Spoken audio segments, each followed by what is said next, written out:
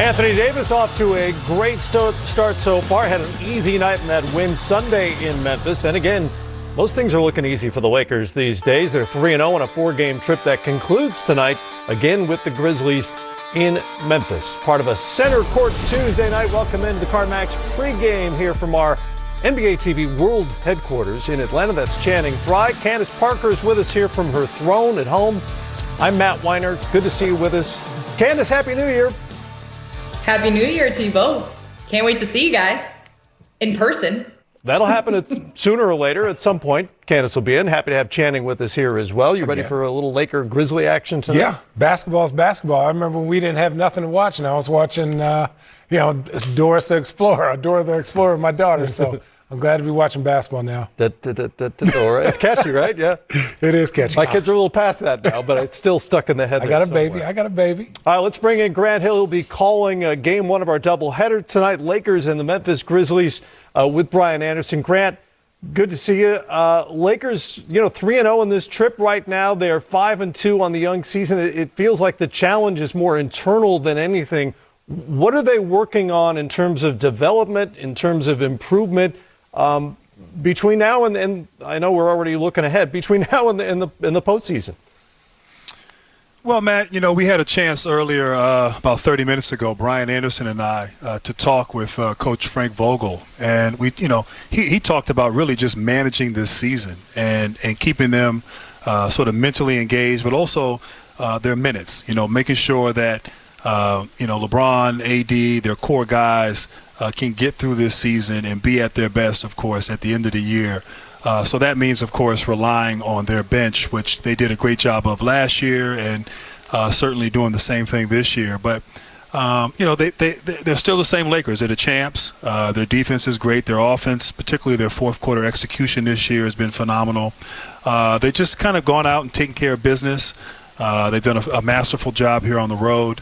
And this obviously their last game here against Memphis after, going against the Spurs on the road as well. They're doing what they have to do, and I thought they might get off to a bit of a slow start, just sort of having such a quick turnaround from the championship game and series 71 games before the start of this year. But so far they look good, and I think as the season continues on and they'll continue to ramp things up, they haven't hit their stride yet, but they're still playing great basketball, and that's what you expect from the world champions. Well, Grant, we've seen the way that the Lakers have brought along Kyle Kuzma. And saying all that, I believe Kyle Kuzma does rise to the occasion.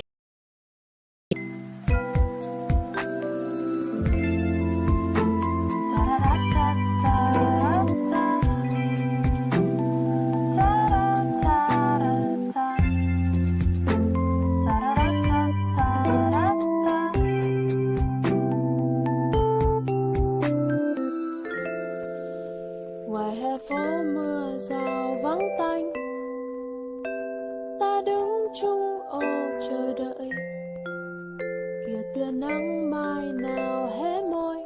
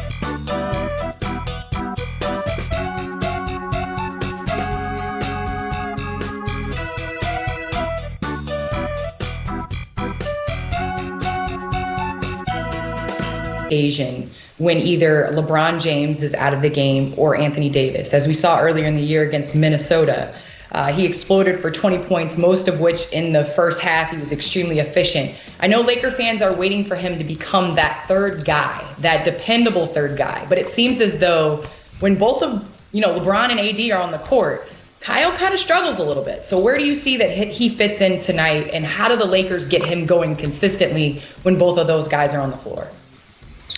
Candace, you make a great point. I mean, first of all, there was a lot of expectations going into last year that Kyle would be, part of that big three in L.A. and didn't quite have the season that I think all of us, or at least Laker fans, were hoping for. He had some good, really good moments, particularly in the bubble and in the postseason. But he's come back. They showed confidence in him, signing him this summer, re-signing him to a nice contract. And his energy has been just tremendous. I mean, he plays with confidence. He's shooting the ball more. He's more decisive. I think you're right, though, when he's out there with AD and LeBron, he naturally, I think, tends to defer to them. And I actually like him with the second unit. KCP, has been out a little bit, probably won't play tonight against the Grizzlies. They've inserted Kuzma into the starting lineup.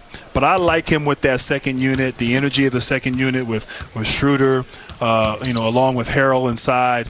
Those three guys together have really sort of built some they're going to need Kuzma, though. They're going to continue to need him throughout the season, and particularly in the postseason. He's a great shooter.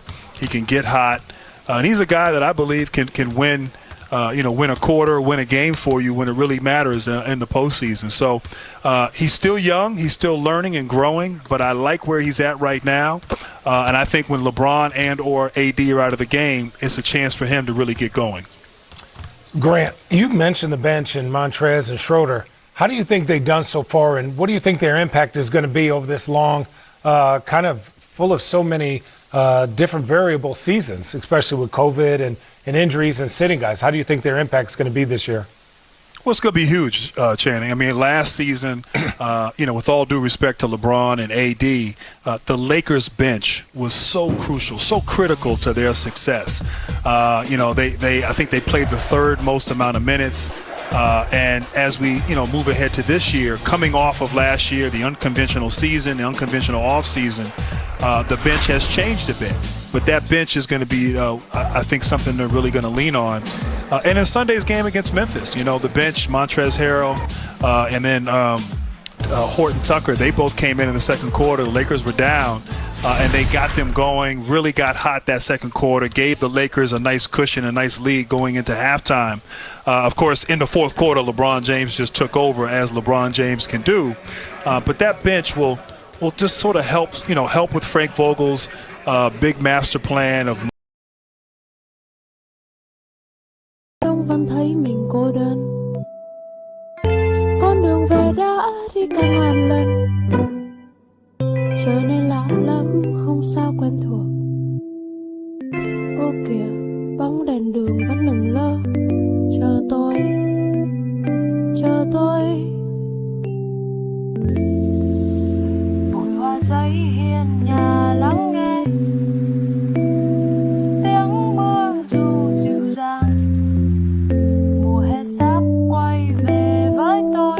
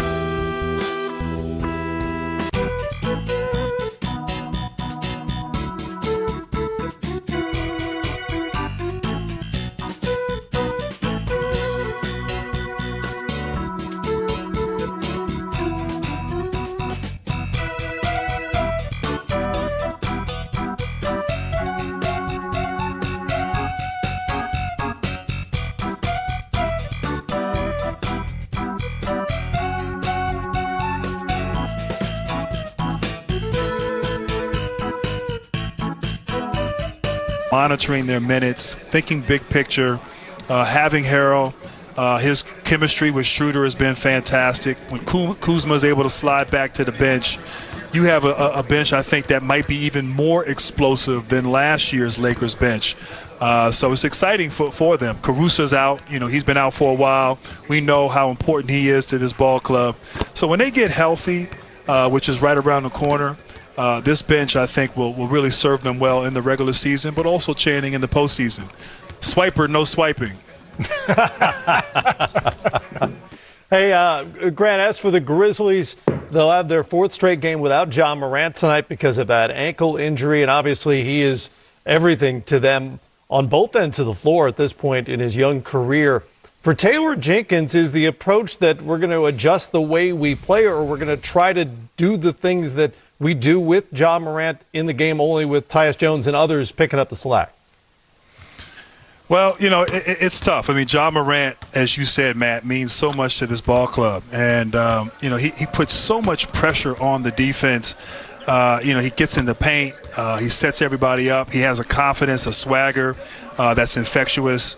And so, obviously, he's out there shooting now, and he's that's a good sign that he'll be back hopefully here soon in the next week or two. But this is a very, very different team. Now, to their credit, they played very well for three quarters against the Lakers, kept it really close.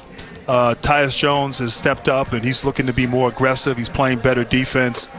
Of course, you need more from Dylan Brooks, who, didn't shoot the ball well, was 3 for 15 from the field, had 9 points. I expect him to have a better performance here tonight.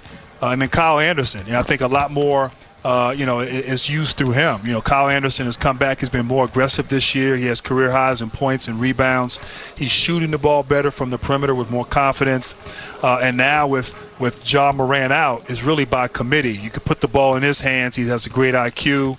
He can make good decisions. So, they're going to have to do it by committee with Ja Morant out. And like I said, I thought they played well for three quarters. You just had LeBron James, who really beat them all different types of ways, from long range, from getting to the paint, in the post, free throw line.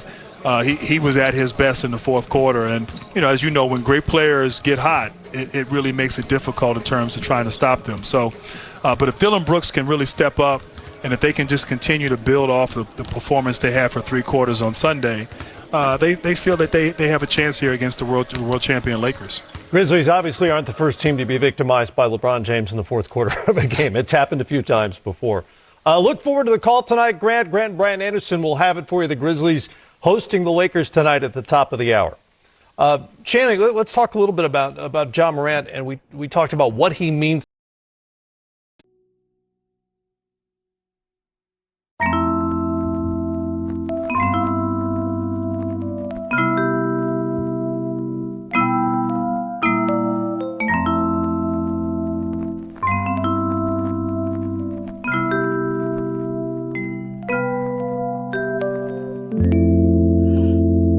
Giấy hiên nhà lắng nghe tiếng mưa dù dịu dàng, mùa hè sắp quay về với tôi.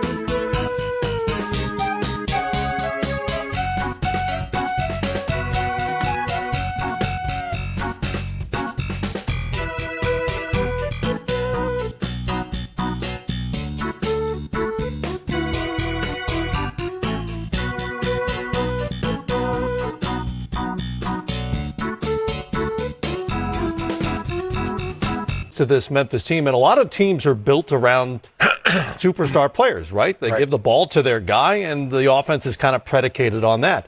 Grizzlies led the league in points in the paint last season. This season so far, on a per 100 possession basis, they score 8 fewer points in the paint without Ja Morant than they do with him on the floor. How do you account for that as a head coach and as a team? I think, number one, you just got to give Ja Morant credit. He is special. He's turned when Marc Gasol left, Zach Randolph left, the grindhouse, they were going in that rebuilding stage. And, of course, you give them a couple of years, and Ja Morant comes and blows the whole league up, right? And it's like, who is this kid? What he does, to me, the biggest impact he has is that no one plays selfishly. Everyone is in their spots.